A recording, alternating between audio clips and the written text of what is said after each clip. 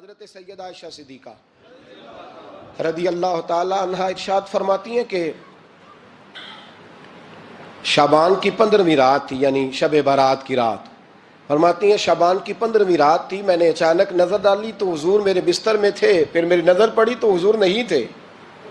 میرے دل میں گمان آیا، خیال آیا کہ شاید کسی اور زوجہ کی طرف حضور کا میلان تباہ ہو گیا ہو، وہاں تشریف لے گئے ہوں۔ فرماتی میں اٹھی باہر گئی تو نبی کریم علیہ السلام جنت البقیع میں تھے، قریب ایک جگہ پہ حضور دعائیں مانگ رہے تھے۔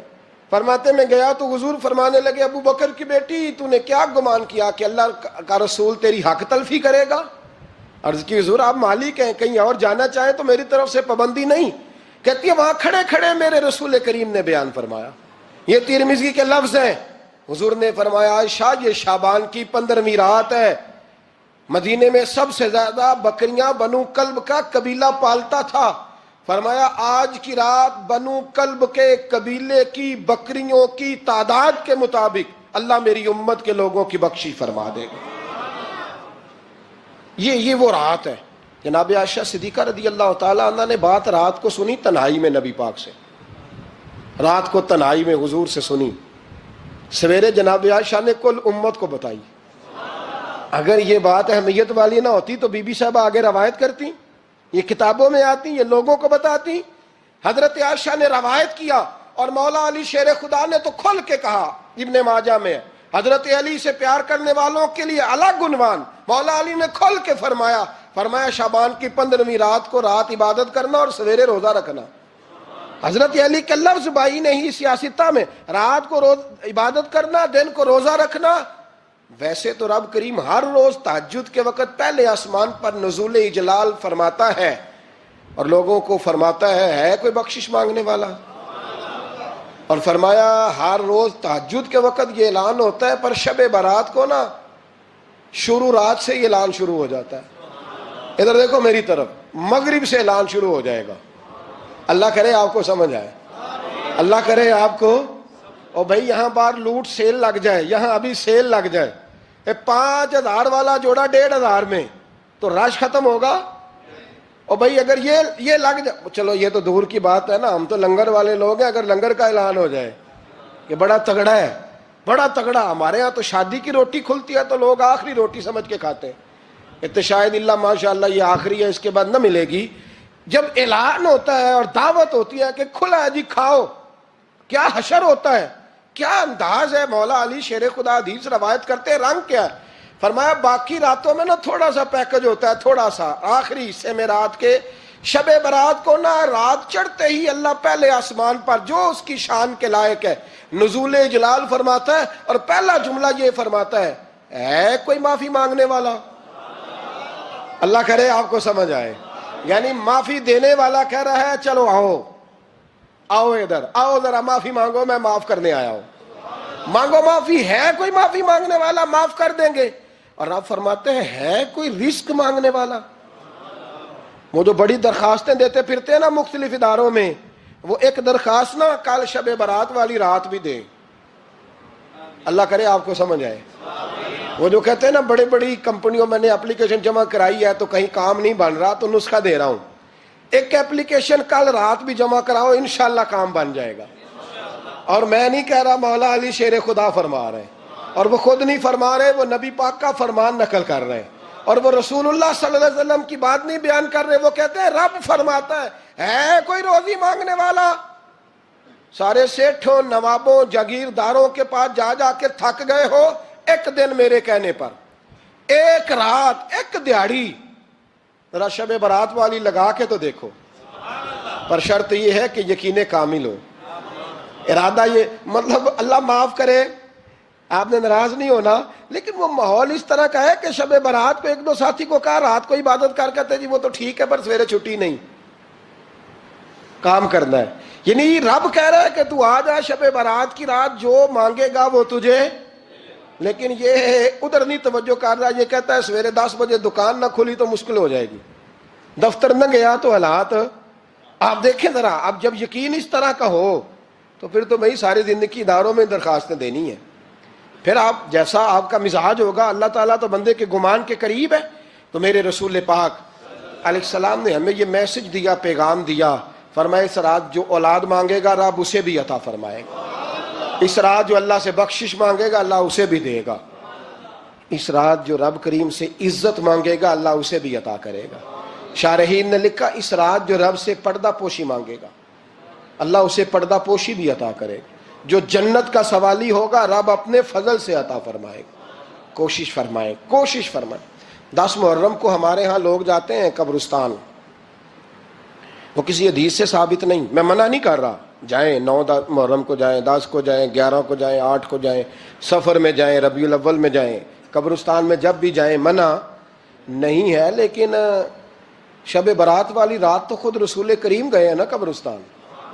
اب جو بات میں نے سمجھانی ہے اس کو سمجھیں، نبی پاک کی والدہ کا مزار نہیں ہے وہاں جنت البقیع میں، حضور کے کو بھائی بہن، حضور کیا کرنے گئے؟ امت کی بخشش کے لیے گئے۔ شب برات کی رات لالچی نہ بنے کہ صرف میں نے اپنے لیے روزی مانگنی ہے، کل امت کے لیے مانگے رب کریم سے، مانگے اپنے بھائی کے لیے، مانگے اپنی بہن کے لیے، مانگے اپنے بیٹے کے لیے، مانگے اپنی بیٹی کے لیے، مانگے اللہ کریم سے۔ یہ مانگنے کی رات ہے۔ پچھلی راتی رحمت رب دی کرے بلند آوازہ، بخشش منگن وارے کارن کھلا جے دروازہ، آئیں اللہ کی بارگاہ میں اس رات کو کھل کے دعا مانگیں۔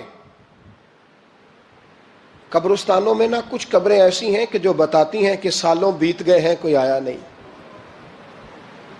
کچھ قبریں بتاتی ہیں، اور کچھ بڑے قبرستان بڑے شہروں میں ایسے بھی ہیں کہ جن کا گورکن کہتا ہے کہ مجھے کمیٹی نے کہہ دیا ہے جہاں 4-5 سال کوئی نہ آئے وہاں نئی قبر بنا دیا کرو، وہاں نئی قبر بن جاتی ہے معاذ اللہ۔ او بھائی کچھ ہیں ایسے، کچھ ہیں، یہ جائیں نا اکبر بادشاہ یہاں لیٹا ہے لاہور میں، تو شعر لکھا ہوا ہے، بر مزارے ماں غریباں نے گلے پروانہ سوزز نے صدائے بلبلے، فارسی کا مقولہ لکھا ہے اس کی قبر پہ، کہتا ہے میں وہ غریب ہوں، اعلیٰ بادشاہ ہے مقبرے میں لیٹا ہے، کہتا ہے میں وہ غریب ہوں کہ نہ یہاں کوئی پروانہ آتا ہے نہ بلبل آ کے گیت گاتی، کوئی آتا ہی نہیں، کوئی فاتحہ نہیں پڑھتا، کوئی فاتحہ نہیں پڑھتا۔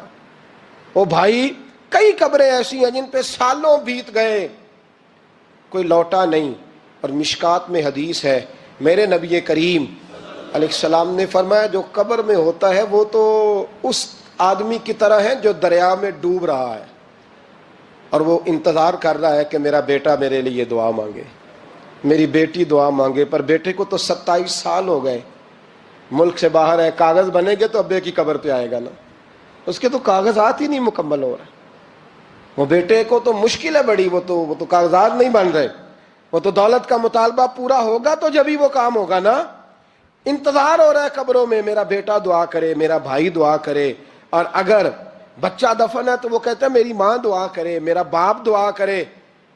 کوشش کریں شب برات بعد از مغرب یہ رواج پیدا کریں، یہ رسول اللہ کا طریقہ ہے صلی اللہ علیہ وسلم، قبرستان میں جائیں اور جا کر کے وہاں اللہ تبارک و تعالیٰ سے دعا مانگیں کہ یا اللہ جو اس قبرستان میں لیٹے ہیں وہ بھی، اور جو آج تک کلمہ پڑھنے والے دنیا سے گئے وہ بھی، اور جو قیامت تک جائیں گے وہ بھی، اے اللہ تو سب کی بخشش فرما دے۔ اللہ کی رحمت کو محدود نہ کریں کہ صرف مجھے بخش دے، اسے کہیں یا اللہ کل کی بخشش فرما۔ ساری امت کے لیے دعا کریں، شب برات کی رات نفل پڑھیں۔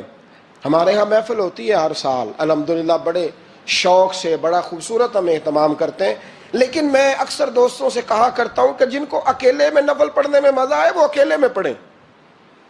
کتنی کھلی بات کر رہا ہوں، میں پابند نہیں کر رہا کہ آپ یہاں آئیں گے محفل میں آئیں گے ضروری ہے، بھئی آپ کو اکیلے میں مزہ آتا ہے نا، کچھ لوگ تنہائی میں ہو تو دل زیادہ لگتا ہے، وہ تنہائی میں کریں اللہ اللہ کوئی عرض نہیں، لیکن کچھ ایسے ہیں کہ نعت سنتے ہیں تو دل نرم ہوتا ہے، تقریر سنتے ہیں تو دل نرم ہوتا ہے، تو جن کا اس طرح نرم ہوتا ہے وہ مسجد میں آئے بات سنیں۔ کچھ کو سب کے بیچ بیٹھ کے رونا آتا ہے، حضرت سعدی شرازی فرمایا کرتے تھے کچھ لوگوں کے آنسو مجھے رلا جاتے ہیں، فرماتے ہیں کچھ کی آنکھیں دیکھ کے رو پڑتا ہوں، لہٰذا میں جب بھی ذکر کرتا ہوں محفلوں میں بیٹھ کے کرتا ہوں، تنہائیوں میں مجھ سے نہیں ہوتا، تو جس سے نہیں ہوتا وہ آئے نا، مسجد میں آئے، رات عبادت کریں، کل مغرب سے پہلے پہلے کام سمیٹ لیں سارے، اور مغرب کے بعد یہ رات شروع ہوگی، مغرب کے بعد ایک چھٹی کر لو اللہ رسول کے لیے، کر لیں گے انشاءاللہ تعالی ایک چھٹی، اور توبہ کی رات ہے، یہ توبہ کرنی ہے۔ توبہ کس کو کہتے ہیں؟ توبہ کا معنی ہے پچھلے گناہ پر پچھتانا، شرمسار ہونا، کہتے نہیں اے کاش میں نہ کرتا، اور وہ لفظوں میں نہیں، جملوں میں نہیں، توبہ رٹی رٹائی نہیں، شرمسار ہونا اور آئندہ گناہ نہ کرنے کا پکا ارادہ کرنا، اس کا نام توبہ ہے۔ دیکھیں اللہ تعالیٰ فضل کرے، میں نے پچھلے سال کہا تھا، پھر کہتا ہوں، مسجدوں سے نا شب برات کی رات، شب قدر کی رات چیخوں کی آوازیں آتی ہیں، لوگ اتنا روتے ہیں نا، رونا چاہیے، کم روتے ہیں، زیادہ رونا چاہیے، لیکن سوال یہ ہے کہ اتنا زیادہ لوگ شب برات کی رات روتے ہیں، کیا پھر سویرے بددیانتی ختم ہو جاتی ہے؟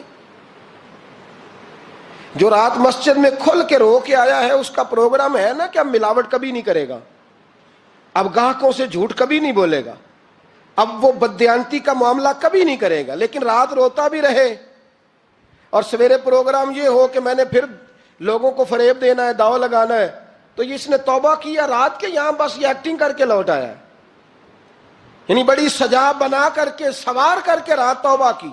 کیا مطلب ہے توبہ کا؟ کہ توبہ آپ نے کی۔ حضرت حسن بصری سے کسی نے کہا توبہ کیا ہے؟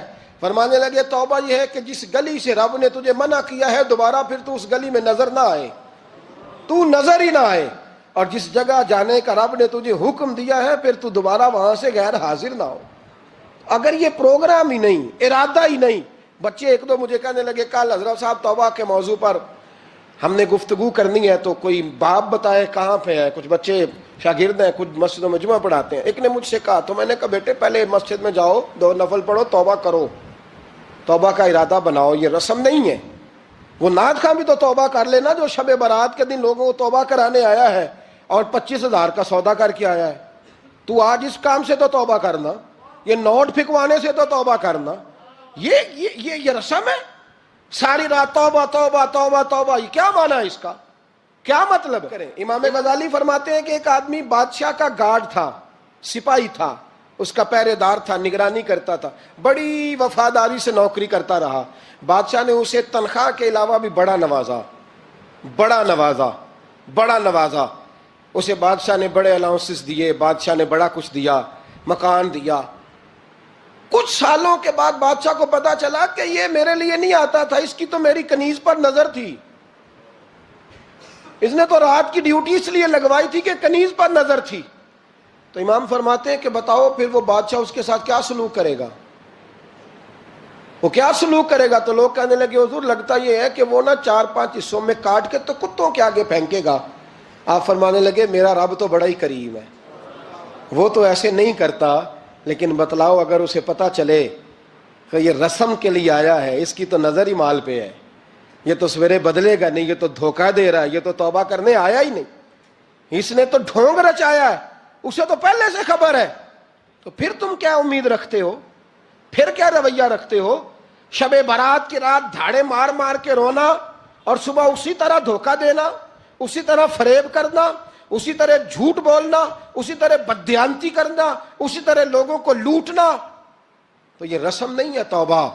توبہ تو بدل جانے کا نام ہے، توبہ تو پھر سنور جانے کا نام ہے۔ توبہ تو اس طرح ہے جس طرح حضرت ابراہیم ابن ادھم نے کی تھی، وقت کے بادشاہ تھے، بادشاہ جب توبہ کی تو پھر ہر چیز چھوڑ دی، پھر مال لوگوں میں بانٹ دیا اور پھر ٹاٹ کا لباس پہن کر زندگی گزاری۔ لوگوں نے کہا حضور یہ تبدیلی ہے؟ فرمایا تبدیلی نہیں، یہ میری توبہ ہے، یہ میری توبہ ہے۔ جب توبہ کی تو پھر بدل کے کی، جب توبہ کی تو پھر تبدیل کیا آپ نے۔ یہ کیا توبہ ہوئی؟ ساری رات روتے رہے، سویرے دکان پہ جا کے پھر قسم اٹھائی کہ مجھے تو پڑتا ہی 11,000 کا ہے، یہ توبہ ہے؟ تو آپ نے اور میں نے توبہ کرنی ہے تو انشاءاللہ تعالیٰ اس طرح کرنی ہے کہ پھر 15ویں شعبان کو بدل جائے۔ یہ جو موقع آتے ہیں نا شب برات کے، شب قدر کے، یہ بنیادی طور پر اللہ تعالیٰ کی طرف سے دی ہوا موقع ہوتا ہے کہ چلو تمہیں چانس دیتے ہیں، تمہیں چانس دیتے ہیں، پابندی کوئی نہیں، لیکن رب کی طرف سے نا موقع ملتا ہے، چلو تمہیں ایک موقع دیتے ہیں، چلو اپنے آپ کو کلیئر کر لو، تمہیں موقع دیتے ہیں۔ یا اللہ کیا کرے؟ کچھ بھی نہیں، آ کے نا سچے دل سے 2 رکعتیں پڑھ کے توبہ کرو، عرش کا مالک پچھلے سارے ہی معاف کر دے گا۔ کچھ بھی نہیں، آؤ موقع ہے۔ ان لوگوں کی باتوں پہ نہ جائیں جو بلا وجہ پریشان کرتے ہیں۔ ہمیں بھی روز ہی سوال آتے ہیں، دل نہیں کرتا، کچھ باتیں ایسی ہیں جو کرنے کو طبیعت نہیں چاہتی، میں کروں گا بھی نہیں۔ لوگوں کو شب برات کا حوالہ بھی نہیں مل رہا، حالانکہ ترمذی شریف میں حدیث موجود ہے، صحاح ستہ کی روایت ہے، ترمذی میں موجود ہے۔ پہلے کہتے ہیں صحاح ستہ سے دکھاؤ، جب صحاح ستہ سے مل گئی تو آپ اور کدھر جانا ہے؟ اور ابن ماجہ میں موجود ہے مولا علی کی روایت، اور ذرا ترتیب دیکھیے گا، یہ ترمذی کی حدیث ہے، اور امام ترمذی نے تو پورا باب باندھا ہے 15ویں شعبان پر، پورا باب۔ اب تمہاری مرضی ہے، اگر تم نئی بات کو سمجھنا چاہتے۔ اور مجھے پتا کیوں یہ شب برات کیا لگتا ہے، مجھے کبھی کبھی یوں لگتا ہے کہ رب فرماتا ہے کہ رمضان سے 15 دن پہلے ہی پکی سچی توبہ کر لے، تیاری کر، پاک صاف ہو جا، تاکہ جب رمضان آئے نا تو پھر تجھے پاک ہونے کی ضرورت نہ پڑے، بس پھر تو آتا جائے اور میں تیرے اوپر رحمت نچھاور کرتا جاؤں۔ بس تو پہلے ہی تیاری کر، 15 دن پہلے ہی، 14 دن پہلے تیار ہو جا۔ کل رات اپنے آپ کو ذہنی طور پر تیار کریں، بچوں کو تیار کریں، گھروں کو تیار کریں۔ اب جب مہمان آتے ہیں نا بڑا کچھ کرتے ہیں، شب برات آئے تو مصلے ایک دفعہ دھویا کریں، ایک دفعہ مصلے دھویا کریں۔